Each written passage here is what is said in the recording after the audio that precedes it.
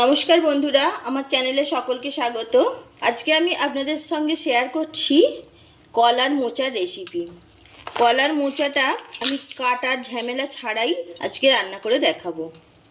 তো প্রথমে মোচার খোসাগুলো ছাড়িয়ে নেব, এইভাবে ছাড়িয়ে নেব।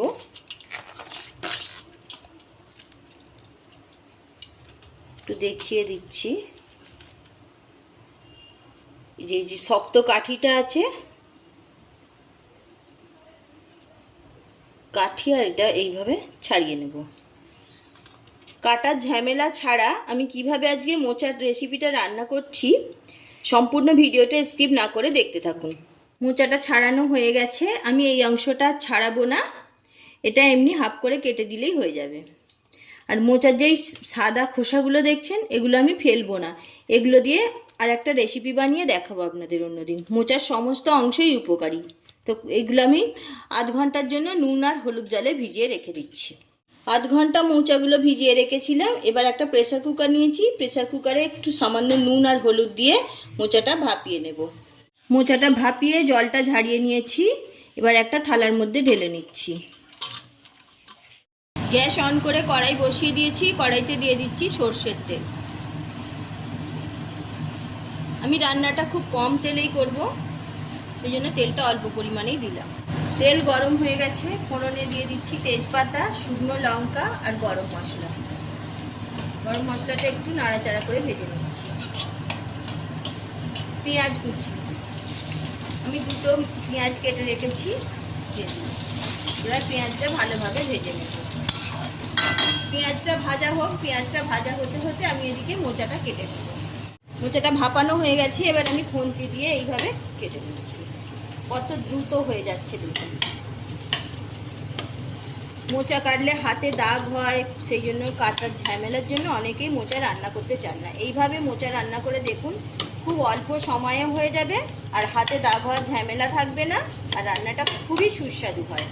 কম তেল মশলা দিয়ে আমি রান্নাটা করছি। দেখুন কত সহজে মোচাটা কাটা হয়ে গেল।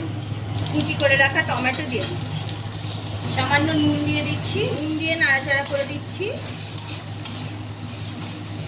নুনটা দিলে টমেটোটা তাড়াতাড়ি নরম হয়ে যাবে। পেঁয়াজ টমেটো ভাজা হয়ে গেছে, আদা রসুনের পেস্ট 1 চামচ দিয়ে দিচ্ছি। কাঁচা গন্ধ যাওয়া পর্যন্ত নাড়াচাড়া করে ভেজে দিচ্ছি। দিয়ে দিচ্ছি 1 চামচ চিনি, হলুদ গুঁড়ো, লঙ্কার গুঁড়ো। লঙ্কার গুঁড়োটা আমি কম দিচ্ছি, আপনারা যদি ঝালটা বেশি পছন্দ করেন একটু বেশি দেবেন।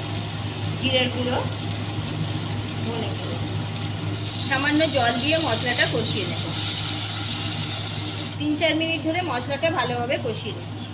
মশলাটা ভালোভাবে কষানো হয়ে গেছে, মশলা থেকে তেল ছেড়ে দিয়েছে। এবার ভাপিয়ে রাখা মোচাটা দিয়ে দিচ্ছি। আমি আগে থেকে আলু আর ছোলা কড়াই একটু ভাপিয়ে রেখেছি, 50% আলুটা সিদ্ধ করে রেখেছি, এটা দিয়ে দিচ্ছি। সামান্য জল দিয়ে দিচ্ছি।